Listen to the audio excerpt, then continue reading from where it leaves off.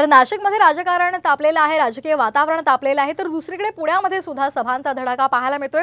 पुणे जिल्ह्यातील 4 लोकसभा मतदारसंघातील प्रचारासाठी पंतप्रधान नरेंद्र मोदी आज पुण्यामध्ये येत आहेत। पुणे शहर भाजप आणि जिल्हा भाजपच्या वतीने पंतप्रधान नरेंद्र मोदी यांचा भव्य सत्कार करण्यात येणार आहे। त्यासाठी पुण्यातील मुरुडकर झेंडेवाले यांच्याकडून एक पगडी तयार करून घेण्यात आली आहे। दिग्विजय योद्धा पगडी असं या पगडीला नाव देण्यात आलेलं आहे। काय वैशिष्ट्य आहे या पगडीचं सांगतायत आमचे प्रतिनिधी सचिन जाधव। पंतप्रधान नरेंद्र मोदी यांची आज पुण्यामध्ये रेसकोर्स येथे सभा होणार आहे। पुणे जिल्ह्यातील 4 लोकसभा मतदारसंघातील प्रचारासाठी पंतप्रधान नरेंद्र मोदी सायंकाळी 6 ते 7 च्या सुमारास सभा घेणार आहेत।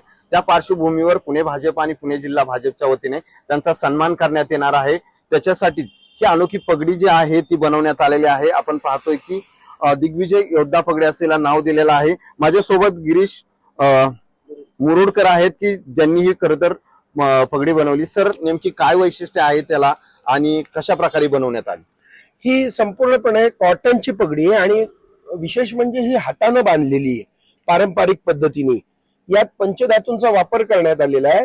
याच्यात शुभचिन्ह म्हणजे चांदीच्या कोयऱ्या, त्याच्यावर सोन्याचं, खऱ्या सोन्याचं पाणी, नंतर शिरोभागी तुळजाभवानी आहे, मोत्यांचा डायमंडचा वापर करूनही सजवण्यात आलेली आहे। आणि उन्हाळ्याचा विचार करता ती light weight, easy to wear आणि हवा खेळती राहील या पद्धतीने बनवण्यात आलेली आहे। नाव काय आहे या पगडीचं? या पगडीचं नाव आहे दिग्विजय योद्धा पगडी। आणि आता ही कुणाकडे सपोर्ट केली जाणार आहे किंवा आदरणीय अण्णा मुरलीधर मोहोळ यांच्याकडे दिली जाईल आणि तिथून ती मोदीजींना घालण्यात येईल संध्याकाळी।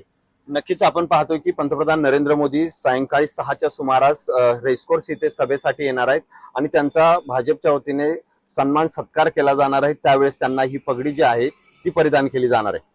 कॅमेरामन आदर्श सचिन जाधव, साम टीव्ही न्यूज, पुणे।